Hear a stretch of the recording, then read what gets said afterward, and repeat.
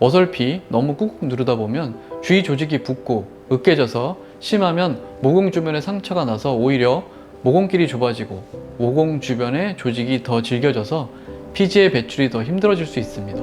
이러다가 모공마저 더 커질 수도 있습니다.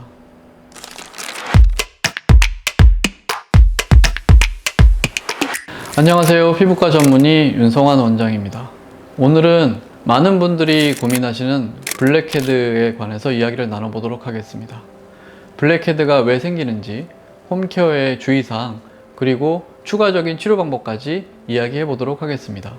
블랙헤드가 생기는 원인을 설명드리겠습니다. 사실 블랙헤드는 여드름의 한 증상으로 비염증성 여드름인 좁쌀 여드름이라고 하는 면포의 한 종류입니다. 그리고 여드름 흉터편에서 알려드린 대로 모공은 털과 피지가 나오는 구멍인데요. 피지 분비량이 증가해서 모공에서 고이면 화이트헤드가 되고, 모공이 열리기는 했지만 충분하지 않아서 배출되지 못한 피지가 와인병의 코르크마개처럼 모공 입구에서 굳어버리고 공기와 만나서 산화되면 블랙헤드가 되는 것입니다. 그리고 이런 화이트헤드, 블랙헤드가 지속된다면 모공이 커지고 여드름 증상도 악화되겠죠. 한마디로 피지로 막힌 모공이 블랙헤드가 되겠습니다. 원장님, 저희가 보통 코팩이나 손으로 많이 짜고는 하는데 혹시 이러면 안 되는 이유가 뭘까요? 네, 민간요법은 항상 과할 때 문제가 된다고 알려드렸는데요. 내가 스스로 가성비 있게 시간 그리고 비용까지 아끼면서 나의 문제를 해결했다는 만족감이 점점 커지기 때문에 시술 과정 자체가 과해지고 문제가 되는 상황으로 연결되기 때문입니다. 블랙헤드도 손으로 또는 시중에서 구할 수 있는 압출기 등으로 짜내거나 코팩을 하는 경우가 이에 해당할 수 있습니다. 청소를 하면 기분이 좋아지는 것처럼 모공 청소도 같은 기분이지만 어설피 너무 꾹꾹 누르다 보면 주위 조직이 붓고 으깨져서 심하면 모공 주변에 상처가 나서 오히려 모공길이 좁아지고 모공 주변의 조직이 더 질겨져서 피지의 배출이 더 힘들어질 수 있습니다. 이러다가 모공마저 더 커질 수도 있습니다. 트러블이 생겨서 짜려고 하다가 더 커졌어요, 더 부었어요, 더 아파요 하고 병원에 오시는 경우가 이에 해당합니다. 그리고 코팩은 오래전에 강한 접착력으로 모공에 꽉 박혀있는 피지를 제거해보면 어떨까 하여 나온 제품입니다. 좋은 아이디어지만 너무 자주 하다 보면 모공 주변의 피부가 지속적으로 뜯겨나가서 상처 및 염증이 발생할 수 있습니다. 이렇게 되면 오히려 모공길이 막혀 증상은 악화되고 지속될 수 있습니다.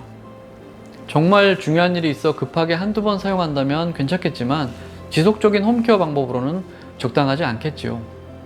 블랙헤드를 없애는 방법은 블랙헤드가 피지로 막힌 모공이기 때문에 모공을 작게 만드는 방법과 유사합니다.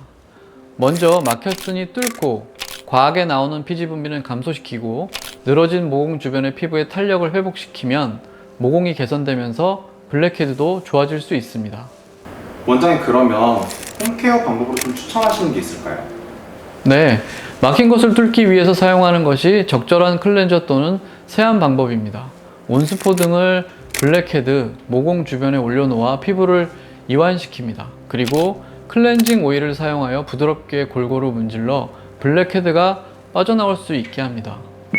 블랙헤드는 기름인데 클렌징 오일을 사용하면 모공이 더 막히는 거 아닌가 라고 생각하실 수도 있습니다. 하지만 기름은 다른 기름에 녹아나오는 원리를 이용한다고 보시면 되겠습니다.